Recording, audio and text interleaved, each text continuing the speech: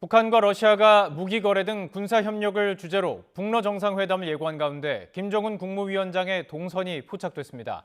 김 위원장은 전용 열차편으로 어제 평양을 떠난 것으로 파악됐는데 모레쯤 푸틴 러시아 대통령과 회담을 진행할 것으로 보입니다.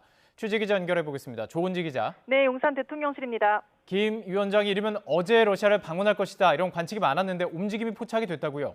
네, 정부 고위 관계자는 YTN에 김정은 위원장이 전용 열차를 타고 북한 내에서 북동 국경 쪽으로 천천히 이동 중이라고 말했습니다.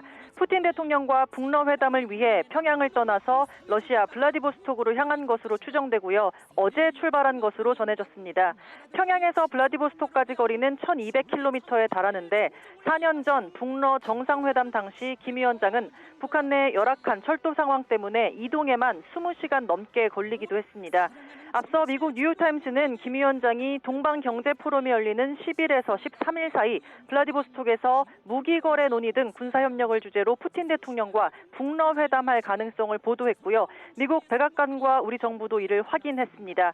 또 일본 NHK는 연해주 지역 정부 관계자 말을 빌려 김 위원장이 전용 열차로 오늘 출발할 듯하다고 보도했고 일본 JNN은 북한 시찰단으로 추정되는 무리가 북러 접경지인 연해주 하산역을 방문했다고 언급했습니다.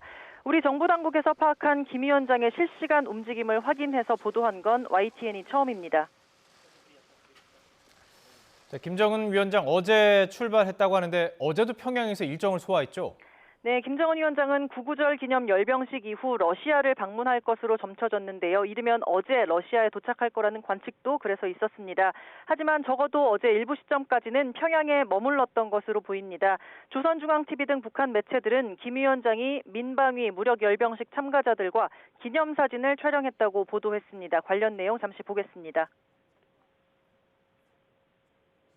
김정은 동지께서는 열광의 환호에 담례하시며 공화국 창건 75돌을 조국 청사에 특기할 대정치 축전으로 빛내는 데 공헌한 전체 열병식 참가자들을 축하해 주셨습니다.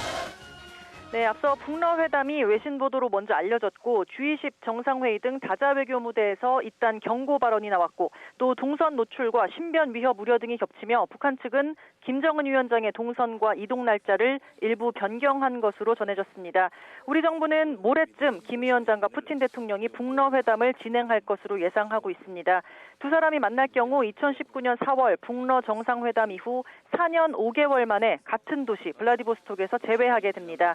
정부는 북러의 이런 움직임을 오랜 시간 주시하고 있었다고 언급했는데요. 실시간 동선까지 포착해 알리면서 압박 수위를 최고조로 끌어올리는 것으로 풀이됩니다. 지금까지 용산 대통령실에서 YTN 조은지입니다.